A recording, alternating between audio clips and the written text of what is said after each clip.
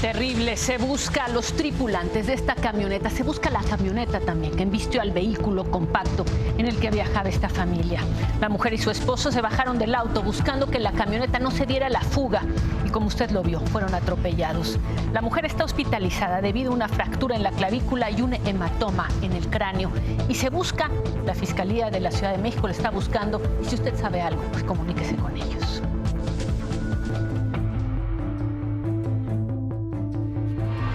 Muy buenas noches, en punto. En un hecho sin precedentes, el gobierno de Estados Unidos solicitó retirar los 4 cargos por narcotráfico y lavado de dinero contra el exsecretario de la Defensa Nacional, Salvador Cienfuegos. Usted lo sabe, el exsecretario fue detenido desde el 15 de octubre pasado en el Aeropuerto Internacional de Los Ángeles, California. En su escrito, el gobierno de Estados Unidos argumenta que le resulta más importante al gobierno mantener la relación de cooperación con México que perseguir a este imputado en particular. La jueza del caso deberá pronunciarse en la audiencia pública de mañana. Nuestra lealtad será siempre a las leyes que nos hemos dado como ciudadanos y a las instituciones legalmente constituidas. Este martes, los fiscales de justicia de México, Alejandro Gertz, y de Estados Unidos, William Barr, informaron a través de un comunicado conjunto que el Departamento de Justicia de Estados Unidos decidió solicitar que se desestimen los cargos penales contra el exsecretario Cienfuegos para que pueda ser investigado y, en su caso, procesado de acuerdo con las leyes mexicanas. ¿México qué argumentó? Se trata del exsecretario de la Defensa Nacional.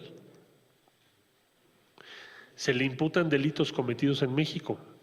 ¿Por qué tiene que ser juzgado en territorio extranjero? Hay confianza en las instituciones mexicanas, entonces que venga el general y aquí sea la Fiscalía General de la República la que determine. No hay confianza, pues tampoco la habrá en ningún ámbito de cooperación. Así funciona. En un oficio de 4 cuartillas, el Departamento de Justicia solicitó desde ayer a la juez Carol Lamont que la Corte desestime la acusación formal contra el general Cienfuegos. Argumentó que había sensibles e importantes consideraciones de política exterior que son de mayor peso al interés del gobierno en mantener una persecución penal contra el imputado. El documento añade que aun cuando la evidencia de este caso es sólida, decidieron desestimar los cargos en aras de demostrar y reconocer la fuerte relación entre México y Estados Unidos en el combate a todas las formas de criminalidad y permitir que proceda la investigación mexicana y el posible enjuiciamiento del acusado. Significa un acto, una decisión que vemos con simpatía y que pensamos positiva, porque no la vemos como el camino a la impunidad, sino como un acto de respeto a México y a las Fuerzas Armadas de México.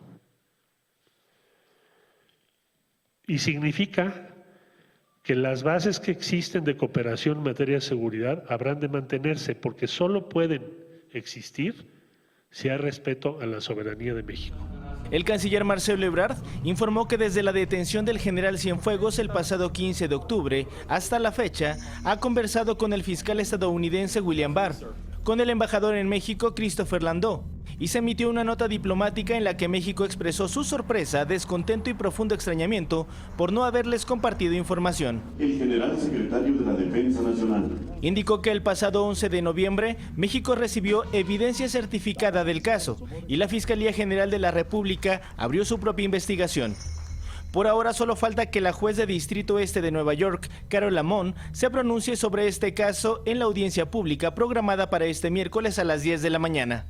Simplemente no tiene precedentes, pues se tiene que hacer una investigación y se tiene que hacer un proceso completo. Acuérdate que la ley mexicana, la materia, la que nos rige a todos, es más garantista que la de Estados Unidos. ¿En qué estatus viene? Pues de un ciudadano mexicano que no tiene cargo sea en Estados Unidos en este momento. O quiero decir, en el momento que la jueza lo acuerde así. Bueno, una decisión sin precedentes y justamente por eso nos enlazamos con el canciller Marcelo Ebrard.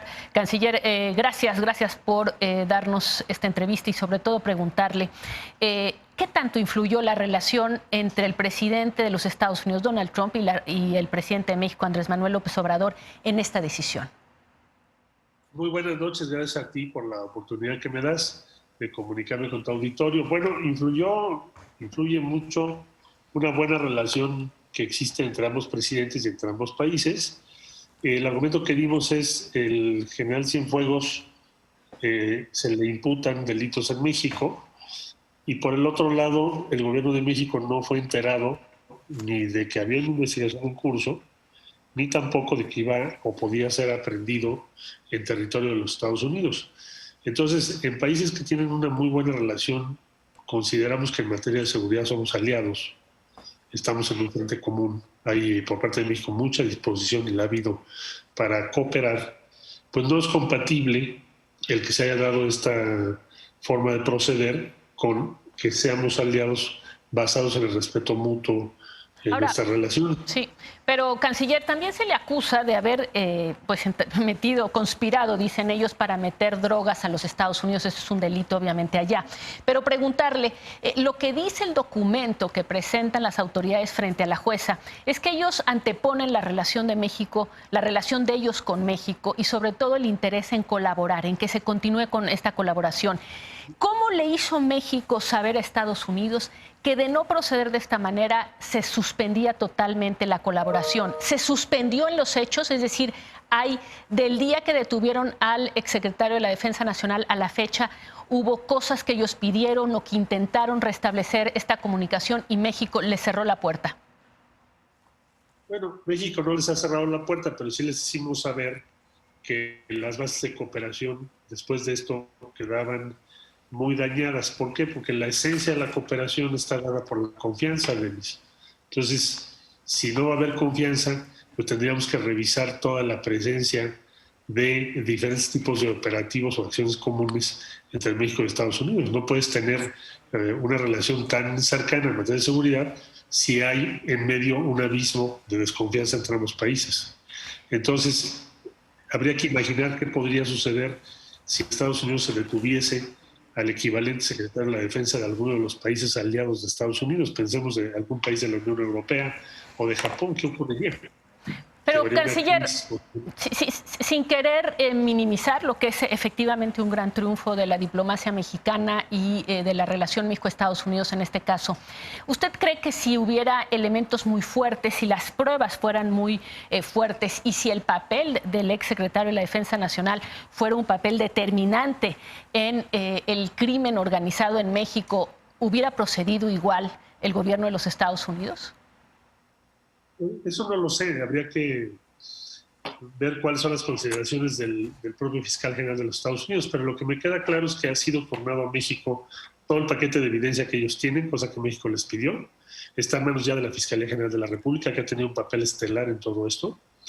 Y lo que nos importa subrayar es el principio de que delitos en México por oficiales en general, servidores públicos, pero sobre todo de alto rango, deben ser procesados en México. Pregunta, es un tema, y lo dijo en la conferencia de prensa, que no debe ser visto como un triunfo de la impunidad, pero le pasan un paquete muy grande a la Fiscalía General de la República, porque ahora le toca investigar y ser creíble en dos sentidos. Es ser creíble si determina que las pruebas no son contundentes, pero también ser creíble y tener la capacidad realmente de procesarlo, algo que la justicia mexicana no ha hecho con figuras de este tamaño. Bueno, la Fiscalía General de la República ha asumido su responsabilidad, sí me lo hizo saber el doctor Gertz, no es la condición más cómoda, pero lo que está de por medio es el interés nacional, tiene que haber una frontera, una línea de demarcación muy clara de cuál es la esfera de México y cuál es la esfera de Estados Unidos. Y la Fiscalía va a hacer la investigación, esa es su decisión que tomó el doctor Gertz y que yo celebro que haya sido así. Muy bien, pues canciller, muchas gracias. Lo decía, es un triunfo sin duda de la diplomacia mexicana. Ya le preguntaron en la conferencia de prensa lo que mucha gente seguramente también quiere que le pregunte, que es si hay algún vínculo entre esta decisión y el hecho de que el gobierno mexicano es de los pocos gobiernos que no han reconocido el triunfo de Biden, el candidato demócrata, en las pasadas elecciones. No hay ningún vínculo de esas dos decisiones. Yo hablé con el fiscal general antes de las elecciones, el día, si no mal recuerdo, 26 de octubre. Entonces, en ningún momento yo no admitiría que el fiscal general me planteara algo así. No, nunca ha sido de su interés ni me ha hecho ningún comentario respecto al proceso electoral. Muy bien, pues muchísimas gracias, Marcelo Ebrard, canciller mexicano, secretario de Relaciones Exteriores. Marcelo, muchas gracias. Gracias a ti. Muy buenas noches. Buenas noches y nos vamos con otras cosas. Es que continúa la emergencia en Tabasco por las inundaciones registradas desde el pasado 30 de octubre. Y hay que decirlo, hay graves afectaciones en el sur, en el norte del estado. Y lo más preocupante es, y lo dicen los alcaldes, no está bajando el agua, no está desfogando, es decir, es agua estancada. Información de Bogdán Castillo.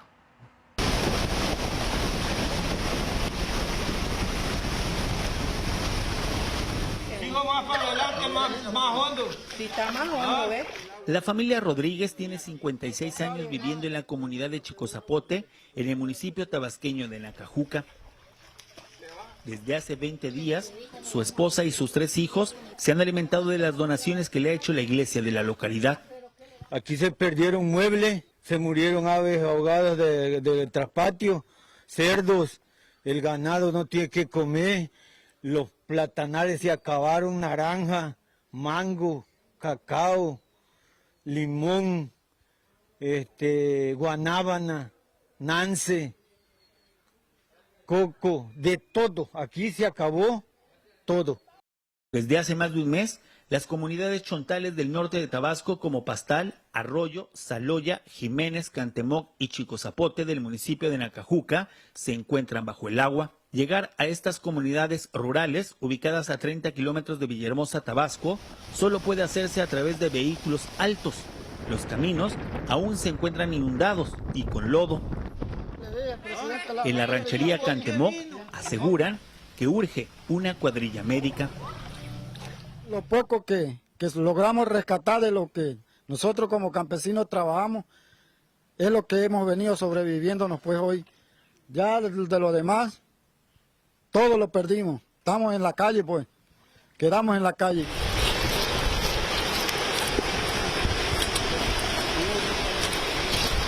Al otro extremo de Tabasco, la situación es similar. Este es el ejido Cuitláhuac, el último rincón de la zona sur del estado. Esta comunidad de 1,350 habitantes en el municipio de Tlacotalpa quedó parcialmente incomunicada desde hace 10 días. La única forma de llegar es caminando sobre lodo, agua, arbustos y piedras.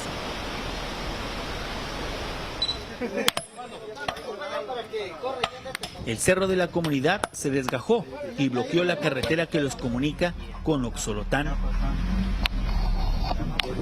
La familia Pérez salió de su casa a comprar 10 kilos de maíz que le servirá a sus 3 hijos y esposa para comer durante una semana. Antes del derrumbe, hacían 10 minutos en vehículo. Hoy tienen que caminar más de 2 horas entre el sol. Este es el camino realmente que nosotros hoy en día estamos caminando. El lugar de donde siempre hemos pasado, nuestro carril pues se ha derrumbado. Y por lo tanto abrimos otros caminos para poder pasar, pero ustedes bien lo saben, ¿ves cómo está el acero?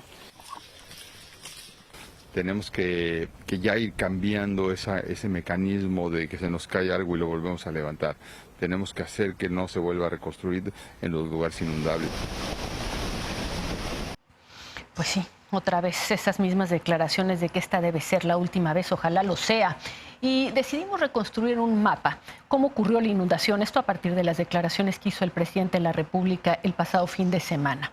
El agua desfogada por la presa Peñitas llegó a la compuerta El Macayo, que regula el flujo de agua que va al río Carrizal, que es el que pasa por la capital, Villahermosa.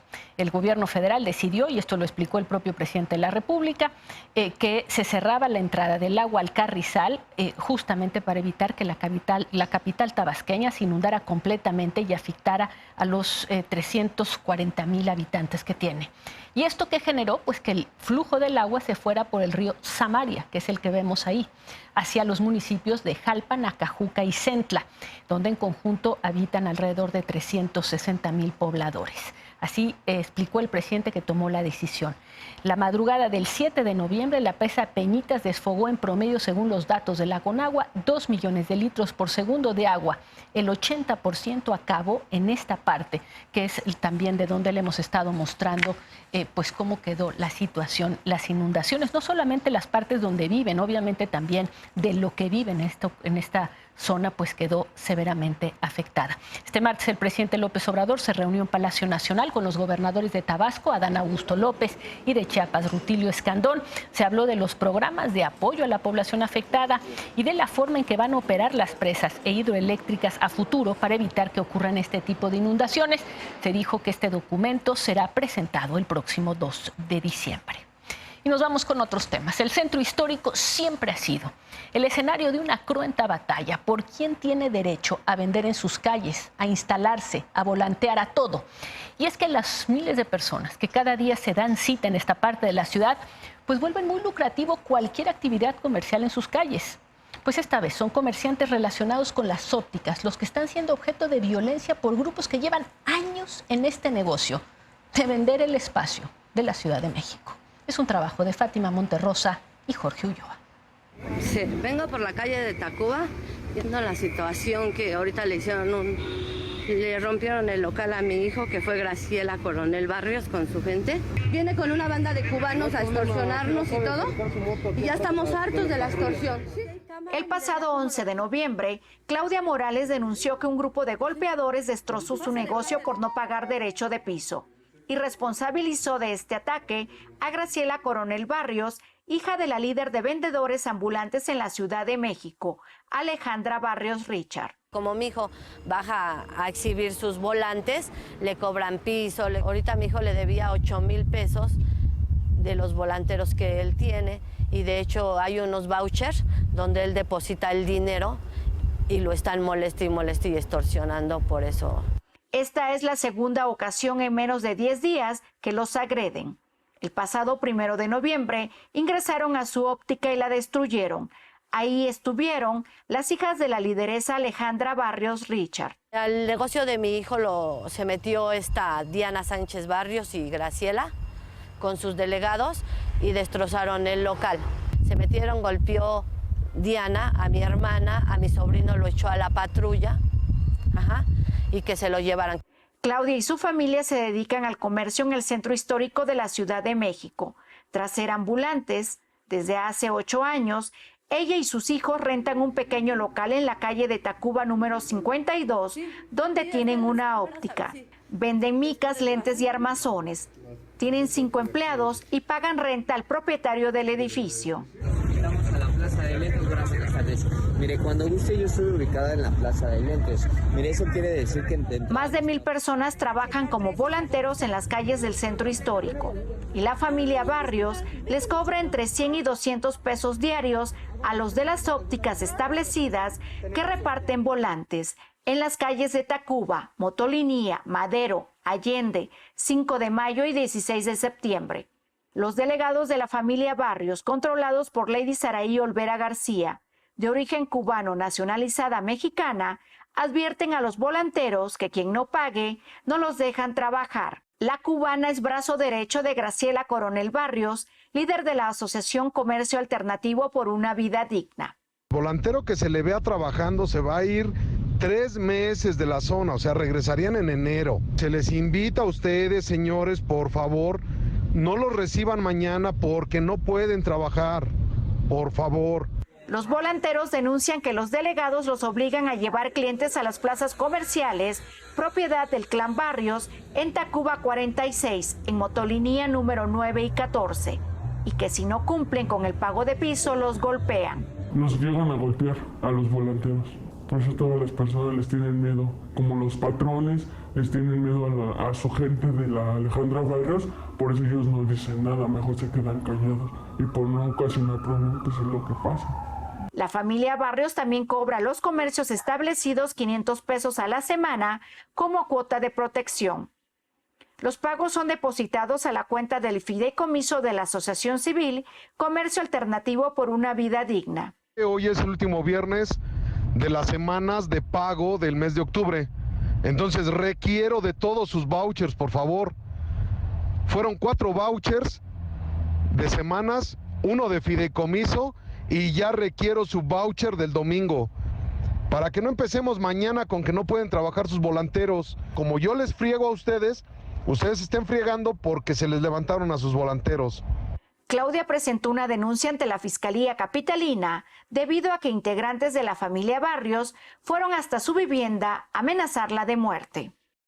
Fueron a disparar a mi zaguán, me dejaron unos girasoles que era de mi muerte, que si yo hablaba o decía algo, de hecho, pues tengo temor por mi vida, por mi familia, por mi esposo. Yo la hago responsable de lo que me pase a mí y a mis hijos, de todo lo que estamos viviendo. Durísima, le digo, la batalla que existe desde hace muchos años por el centro de la ciudad. En este caso, usted lo ve, es un caso específico de comerciantes de ópticas y de ciertas calles, pero esto ha ocurrido desafortunadamente porque tendría que ser la única autoridad, obviamente la autoridad establecida. Vamos con las breves nacionales.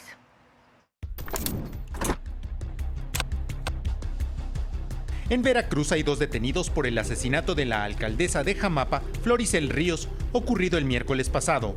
John León N. y Víctor Francisco N. fueron detenidos tras un enfrentamiento con elementos de Marina y de la Fuerza Civil en el municipio de Manlio Fabio Altamirano. De acuerdo con las autoridades, formarían parte de un grupo delictivo.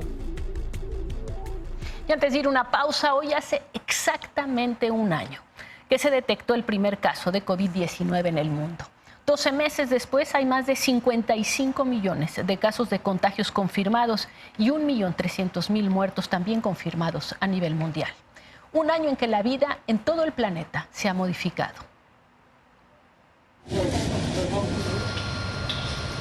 Un hombre de 55 años de edad, originario de Wuhan en la provincia de Hubei, China, fue el primer caso reportado de padecer el nuevo coronavirus.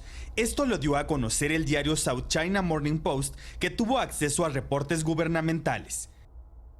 Las autoridades chinas identificaron a 266 de los primeros infectados el año pasado, entre ellos al que es considerado el primer paciente, quien probablemente contribuyó a propagar la enfermedad a por lo menos otros 9 residentes de Wuhan.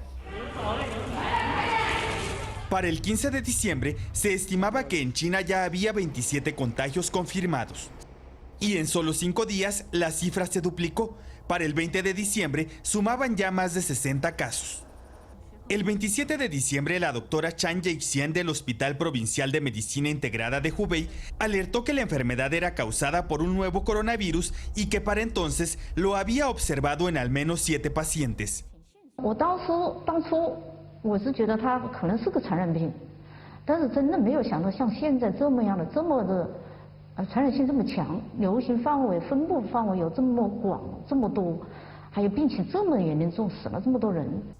El 30 de diciembre, el oftalmólogo Li Wenlianyi alertó a sus colegas en un chat que en el Hospital Central de Wuhan había otros 7 pacientes con un coronavirus parecido al que provoca el síndrome respiratorio agudo grave, el SARS. Días más tarde, Li fue investigado por la policía china por supuestamente propagar rumores falsos. En febrero de este año murió de COVID. Fue hasta el 31 de diciembre de 2019 que la Organización Mundial de la Salud fue notificada de un brote de neumonía de origen desconocido en China, es decir, más de 40 días después del primer caso detectado. El 23 de enero de este año, la ciudad de Wuhan entró en cuarentena, aislada del exterior.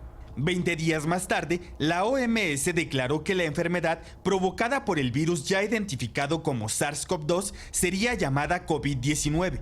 Para ese momento ya había casos fuera de China. Y fue hasta el 11 de marzo de este año que la OMS declaró pandemia al brote del nuevo coronavirus. In the past 2 weeks, the number of cases of COVID-19 outside China has increased 13-fold. And the number of affected countries has tripled. Más allá de la edad y ubicación del paciente de Hubei, no existen rastros adicionales de él, lo que serviría para averiguar cómo fue que el virus pasó de un animal al hombre. Vamos a una pausa. Y al estilo del narco, delincuentes que querían robar una empresa de valores en Celaya hicieron un túnel, pero no lo lograron. Sin importar qué tan difícil o emocionante sea el día, siempre vamos a estar juntos. Descansa, el mundo te necesita despierta. Restonic, el colchón de tus sueños.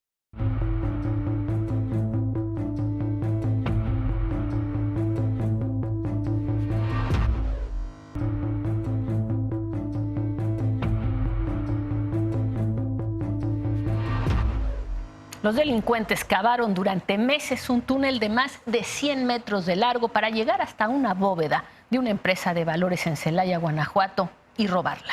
No se salieron con la suya. La entrada del túnel se encontraba en un predio ubicado en la esquina de las calles Miguel Ángel y Velázquez, de la colonia Rosalinda. Llegaba hasta la empresa de valores ubicada en el Boulevard Adolfo López Mateos, en la colonia Renacimiento, en Celaya. Los ladrones habían trabajado en dicho proyecto durante cerca de 6 meses, ya que el pasadizo tenía más de 113 metros de largo, por 1.7 metros de altura y 1.2 metros de ancho. Además, contaba con alta tecnología, ya que estaba reforzado con placas metálicas, polines, iluminación y sistemas de ventilación y comunicación. La obra era tan extensa que pasaba por debajo de varias casas y negocios. Algunas ocasiones llegamos a ver en la noche algunas camionetas así, pero la verdad es que nunca nos imaginamos que pues estaban haciendo eso y que pues que estaban haciendo un túnel pues para robar, la verdad. El robo de la bóveda donde se encontraban resguardados entre 600 y 800 millones de pesos planeaba realizarse el domingo pasado. Sin embargo, el lugar cuenta con una losa de concreto y una placa de acero blindado que impidió que pudieran perforar, además de que los sensores sísmicos se activaron. El inmueble fue resguardado por la Fiscalía del Estado y permanece bajo custodia de la Guardia Nacional y Policía Municipal. De película, vamos a una pausa.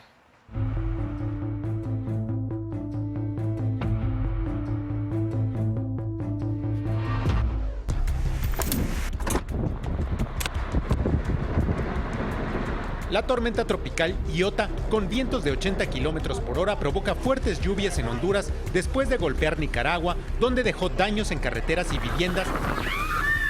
Antes, en Colombia, el huracán destruyó el 98% de la infraestructura de la isla Providencia.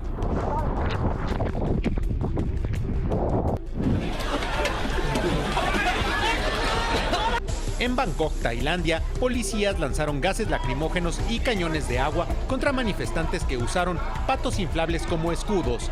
Las movilizaciones a favor de la apertura democrática ocurren en medio de la discusión de una reforma constitucional en el Parlamento que podría reducir los poderes de la monarquía.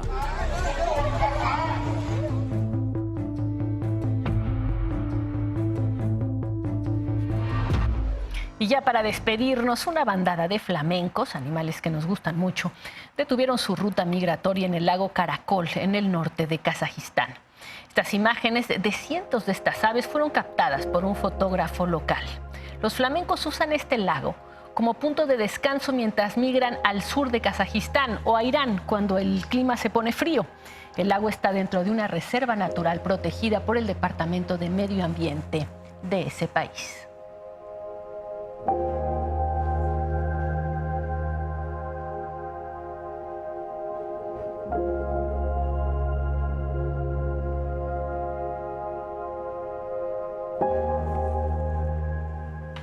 Bueno, la verdad, en la península de Yucatán o en Kazajistán, los flamencos son un espectáculo. Muchísimas gracias por acompañarnos. Lo esperamos mañana aquí en Punto. Cuídese mucho.